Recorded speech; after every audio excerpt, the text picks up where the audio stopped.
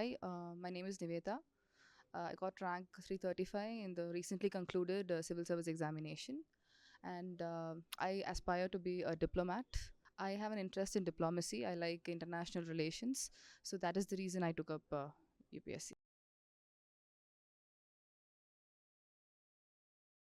My family is basically it's based in Madurai, so we settled in Chennai. So yeah, it's a village near Madurai called Karmatur, and but we settled in Chennai. So my father is a sound engineer. He works in the movie industry, and my mother is a homemaker.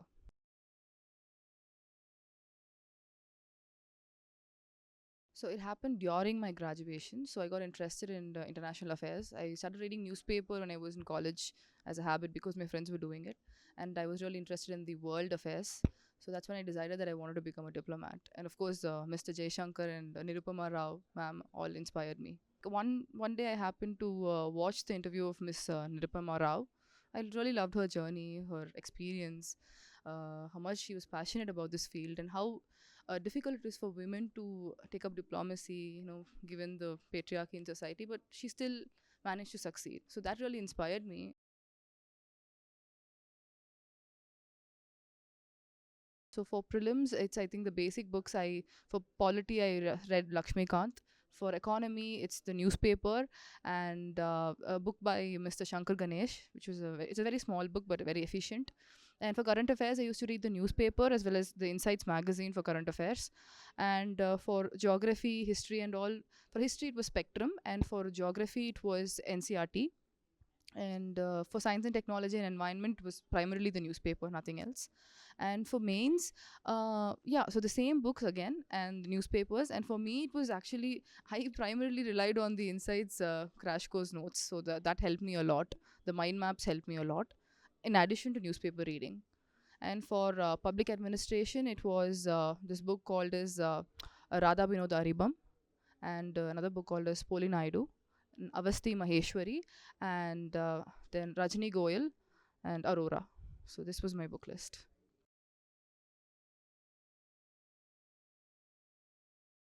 For us, prelims was concerned, for my important thing was that I read newspaper every day. I was very consistent in newspaper reading, and I also solved a lot of question papers, be it a lot from a lot of institutes. So I gave a lot of mocks, so that really helped me. So before going for prelims, I actually revised those mocks, because that's where you learn new things. Instead of just reading the books again and again, you have to give more and more mocks to learn more and more things.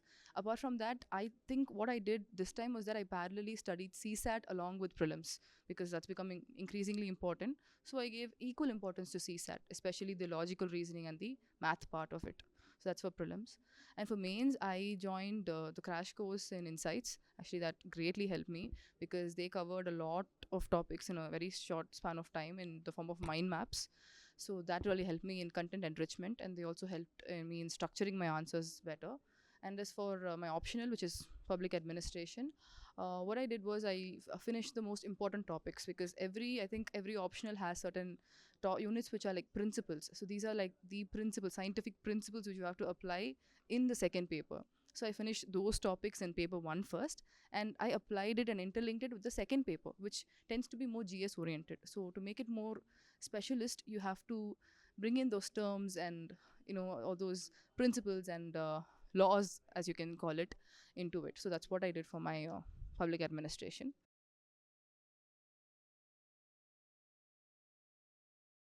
So I would suggest somewhere around 80 to 85. So I think that's a safe bet. Anything less than that is risky, and anything more than that is also risky. So the Goldilocks zone, I think, would be 80 to 85.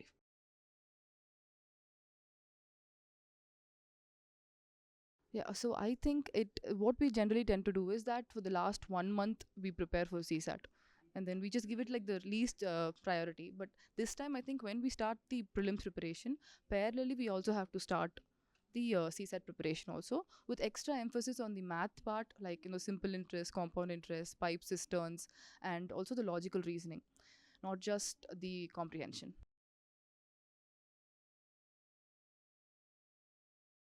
So the basic preparation should just go on, because that's the base, that's the foundation. Some questions do come from the very simple basics, but apart from that, I think it's important to analyze the trend. But it's also important not to overanalyze it, because you tend to get confused when you overanalyze it.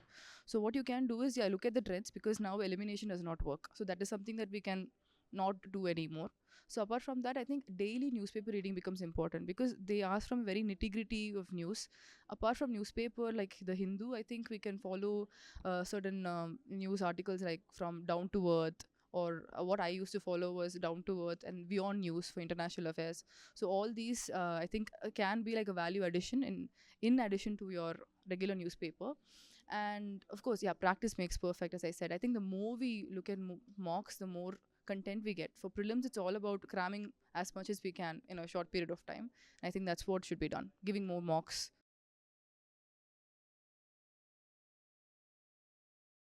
Okay, so I think the basis should be whether they like the subject. I think that is the only consideration. Not at all, because I did chemical engineering in college, and my optional is public administration. I took it up because I wanted to learn about administration. So I don't think it has any relationship with them. I mean, not necessarily. I mean, there are a lot of people who do not have any link, who maybe a person who's done engineering likes geography and they want to take it up. There's nothing wrong in that. I mean, if they want to take it up, it's fine. But you can diverge and go away from your major and take up a new optional, because it's all about learning something new. As long as you're passionate about it, I think you can do it. It can be anything as long as you like it. You can find the aptitude when you have passion. So I gave only 3 mock interviews, and two were in Tamil Nadu, where I am from, and one was in Delhi.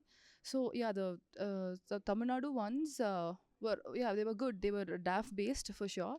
But what I felt was the one from Delhi was a little bit more wide based, because they ask questions from various fields, and their take on Tamil Nadu is much more different than Tamil Nadu's take on Tamil Nadu, I feel.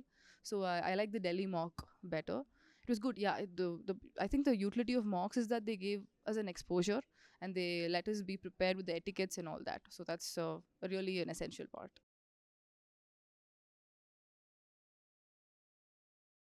Yeah, it was actually pretty jovial, because this is my second interview, and this was by Miss Satyavati. It was her board, and yeah, it was actually not bad. It was better than last time, because I think I was a little bit more prepared than last time. They asked some of the questions were from my DAF, and some were very generic and current affair based, and some were extremely random. So it was like a mix of all of that.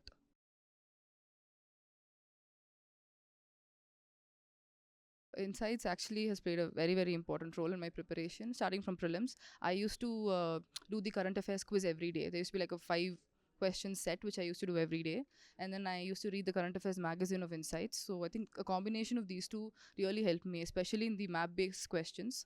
And for mains, I had joined the Insights mains crash course, which was taken by Mr. Manjunath and Mr. Nitin. So that really helped me. So that was, I think this has really changed the bulk of my preparation from last time. So it really improved my marks. So this is how Insights has helped me.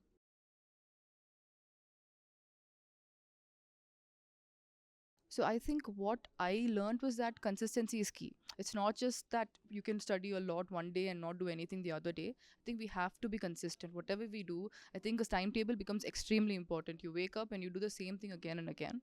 And practice makes perfect. I know it's a cliche, but that's what is true. So what I did wrong in the first attempt was that I did not practice my mocks. I did not give any mocks. So obviously I didn't clear. So for the second on, I learned from my mistakes and I started giving more mocks. But there what I did was, for mains, I did not have content. So I wrote, but it wasn't well structured. So in my third attempt, this attempt, I joined a course which helped me enrich my content. So every time I learned and I practiced more, and I think that's what helped. So consistency and practice is what will get you through.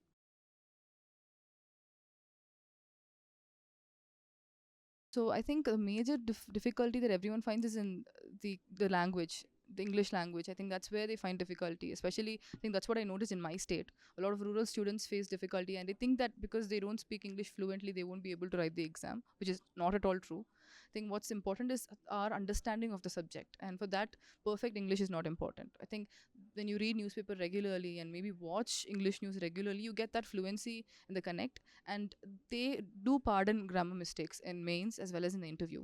They just want to see how well you're able to represent yourself. It's all about statistics and examples. So I think you have to overcome that fear.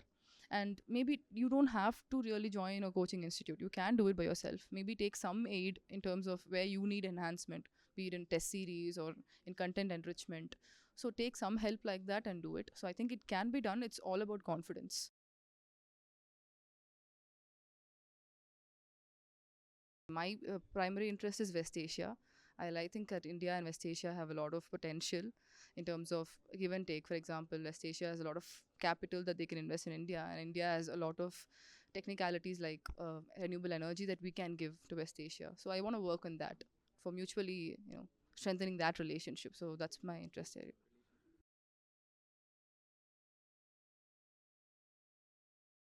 So I think what I would like to repeat is that consistency is very important. This is not rocket science. It's not something that's very difficult to crack at all. Anyone can do it. I mean, I've done it in my third attempt. It is not my first attempt. So I think what's important is you practice and learn from your mistakes.